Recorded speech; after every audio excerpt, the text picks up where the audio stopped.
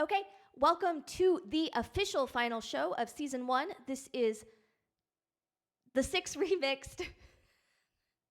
Fuck me. Okay. Hey, everybody, it is Madison Metricula Roberts. This is the actual final episode of season 1. We're on, this is the 6 remixed season 1 reel 4. This finishes out all of the highlights from the first season. We're going to start back with season 2 with the Fifth Sister starting next week. So the live shows will be back. After that, I'm going to do 8 weeks on, 2 weeks off. So I'll do 8 weeks of live shows, and then we'll do 2 remix shows in between for the first half of the season. And then the second half of season 2 will be the same thing. And actually, all of the acts for season 2 are up on the website at the number 6 at the number 6. So 6 at metricula.com. And I'm really excited. I'll see you live next week. I hope you enjoy today's show. I'll be singing along with some of the tracks, but in the set list, we've got KrakenNotStirred, then a song from me, then Valentine, Wolfe, Naomi, Hinchen, Betscher, and Juliana, Finch. So I hope that you like it, and I will see you next week. Attention! It is I, the mighty Kraken, with a message for the human known as Metricula. What? Metricula? Are you sure? Metricula. Alright. That makes me think of that old Hercules cartoon, but instead of Olympia, it's Metricula! Did they even have that show where she lives? I don't know, it was Canadian, so it was stupid. Anyway, Metricula, I have noticed that you have occasionally said nice things about my music. This implies to me that you are slightly less gross than the other humans. So, good job with that. Keep it up. When I devour the human race, you will be one of the last to be eaten. Warmest regards. Hi, I'm Mike, minion of the mighty Kraken from KrakenNotStirred, and this is called I Rolled a 20 When I Met You.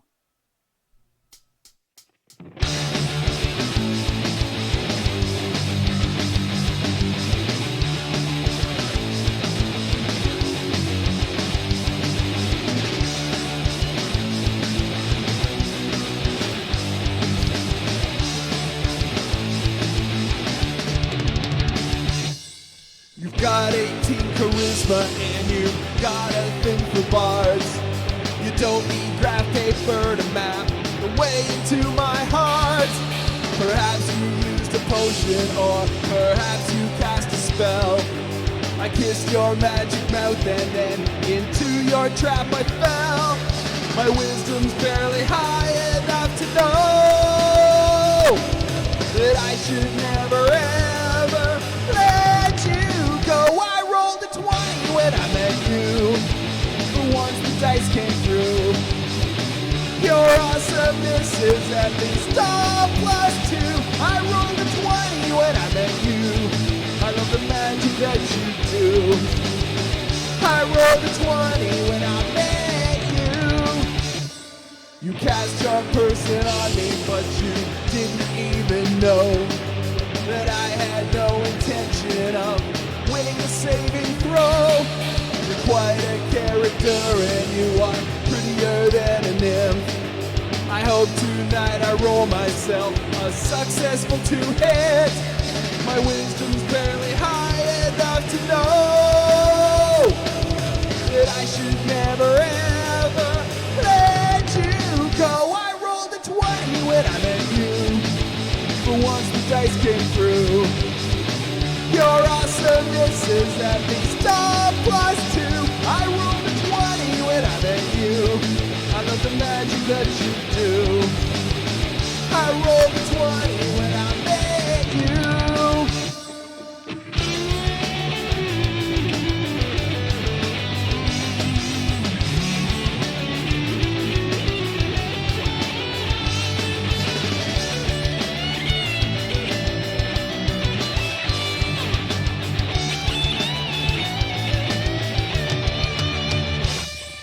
You say you look like a sea hag and you feel like an ogre, but beauty's in the many floating eyes of the beholder. I know your strength is 18 and I know you're really tough, but you'll need a bag of holding if you want to contain my love.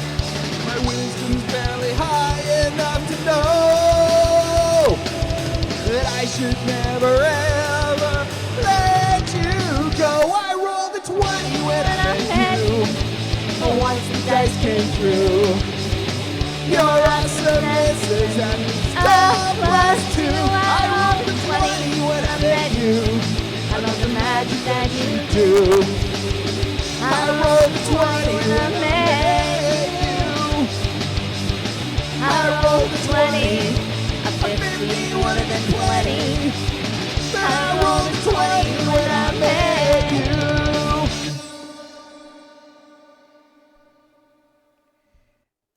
Like, hey, rebels. I don't know. So anyway, this is called The Question. And I wrote it about trying to think, about focusing on myself and not other people, because you can't control what other people do. Hey, Sunny, our guest after this. So it's trying to reframe things in a different way. So that's what the song's about. I hope my levels are okay.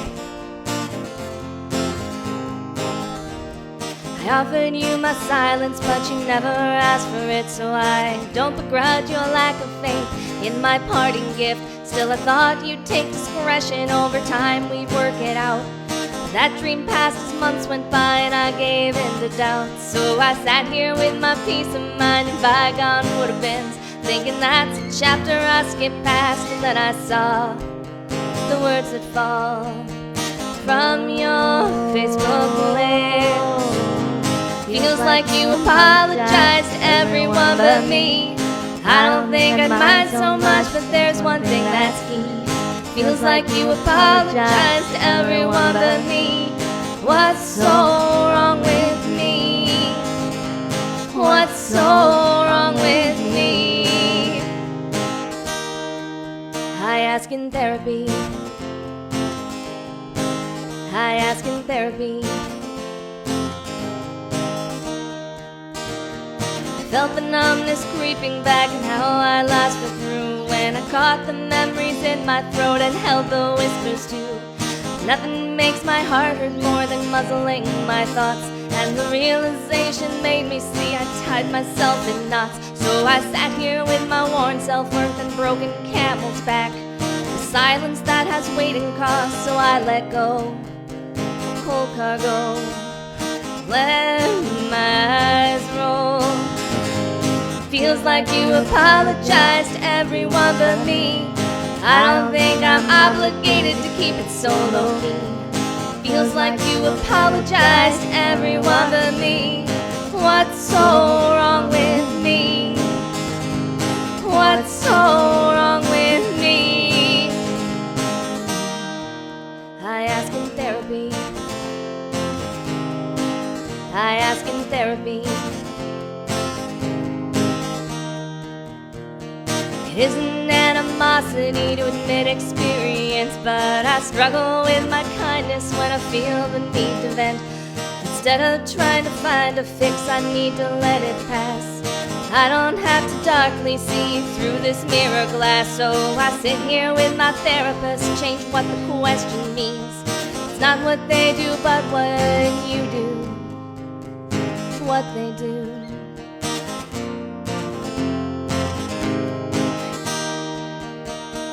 Feels like I apologize for everyone but me. I didn't think I'd mind so much, but then I saw its key. Feels like I apologize to everyone but me. What's so wrong with me?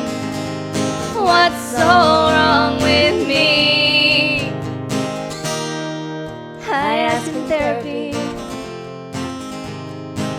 I ask in therapy. Please go to therapy if you can.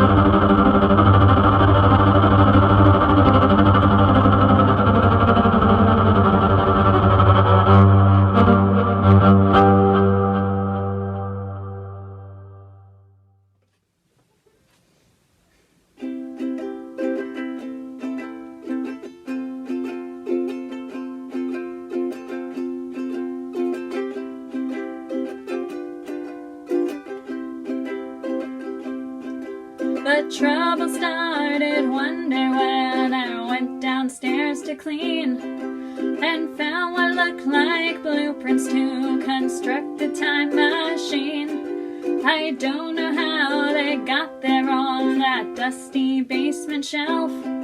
I think that maybe they were planted by my future self. The plans weren't hard to implement, and once the paint had dried, I pushed the big red button and I took it for a ride. I mean, come on, was I gonna not build a time machine? It sounds like an adventure, having time at your command. But once I started traveling, it soon got out of hand. I've meddled with the time stream, and now it's plain to see that time travel's not everything that it's cracked up to be. I went to see my grandparents in 1955. I thought I'd pay a visit back when they were still alive.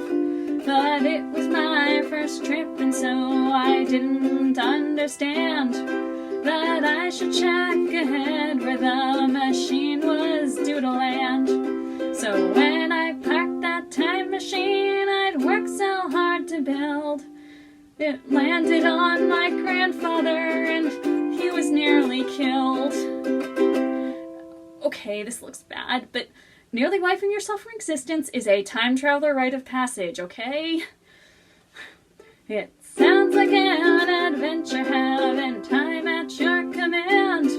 But once I started traveling, it soon got out of hand. I've meddled with the time stream, and now it's plain to see that time travel's not everything that it's cracked up to be. Well, family was clearly out. Instead, I thought I'd see a couple greatest hits from olden days of history. So I embarked with gusto on my time stream tourist cruise. In hindsight, maybe Salem was a foolish place to choose. I realized my mistake in time and quickly pulled the switch, and barely made it out before they hanged me for a witch. Those Puritans have absolutely no sense of humor. It sounds like an adventure, having time at your command. But once I started traveling, it soon got out of hand. I've meddled with the time stream, and now it's plain to see that time travel's not everything that it's cracked up to be.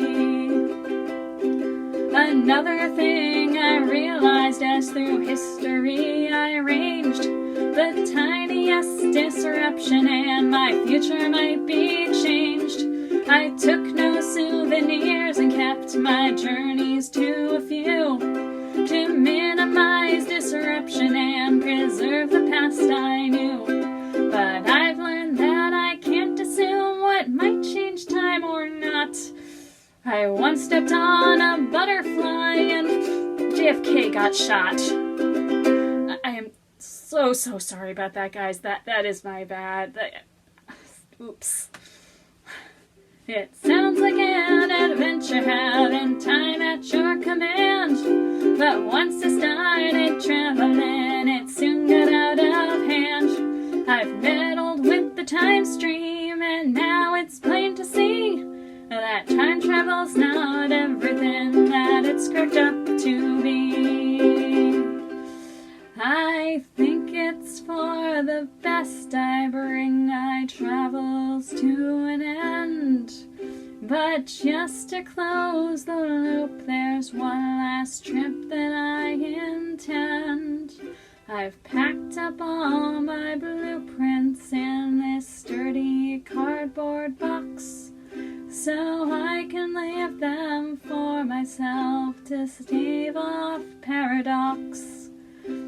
But if I gave myself the plans on some clandestine visit, Then who designed this time machine, and whose idea is it? Well, it was mine, I guess, except I only had the plans because I gave them to myself, and that me only had the plans because I gave them to myself, and that me only had... You know what, I'm just not going to think about that one. It sounds like an adventure having time at your command, but once I started traveling, it soon got out of hand. I've meddled with the time stream, and now it's plain to see that time travel's not everything that it's cracked up to be. Hello everyone, this is the Holden's Vanity. It's an original song, but in many ways it's a rewrite of a traditional folk song called the Golden Vanity or the Green Willow Tree or some other names. I've recast it so that it takes place in the world of The Expanse, books and TV show, on spaceships instead of on sailing ships. So you may hear some words in the Belter language from The Expanse, such as Bojiwala for explosives expert, Bosmang for captain, or Bapkuhaku for airlock, but you certainly don't need to be familiar with The Expanse to enjoy the song. There is a bonny ship in the Belt Country, saying, oh, the deep is lonesome, oh. There is a bonny ship in the Belt Country, saying, oh, the deep space, oh. The name that she flies under is the Holden's Vanity. She fears she will be taken by the merchant privateer as she flies across the deep space, lonesome, oh, as she flies across the deep space, oh. The Bojiwala called the captain and said he, saying, oh, the deep is lonesome, oh. The Bojiwala called the captain and said he, saying, oh, the deep space, oh. You give my lord a street for pay my fee, and let your only daughter be the one for marry me. And I'll sink him in the deep space, lonesome, oh. I'll sink him in the deep space, oh. So he put on his vac suit and away jumped he, saying, oh, the deep is lonesome, oh. He put on his vac suit and away jumped he, saying, oh, the deep space, oh. He hid from all the senses, both the far and the near, and he floated to a landing on the Martian privateer as she flew across the deep space, lonesome, oh, as she flew across the deep space, oh. He had a bag of breaching charges 40 enforcing, oh, the deep is lonesome, oh. He had a bag of breaching charges 40 enforcing, oh, the deep space, oh. First he set 11, then he set 11 more. He set them all around the privateer's reactor core. The sinker in the deep space, lonesome, oh. The sinker in the deep space, oh. So he set the timers and away jumped he, saying, oh, the deep is lonesome, oh. So he set the timers and away jumped he, saying, oh, the deep space, oh. He floated to a landing on the Holden's Vanity just as the Martian privateer was blown to smithereens, a-drifting through the deep space, lonesome, oh. A-drifting through the deep space, oh. Now Busman said the Bojiwala, I've done as I swore, saying, oh, the deep is lonesome, oh. Busman said the Bojiwala, I've done as I swore, saying, oh, the deep space, oh. It's time for you to be to me as good as your word, so open up the Bapkuhaku, let me back on board, for I've sunk him in the deep space, lonesome, oh. I've sunk him in the deep space, oh.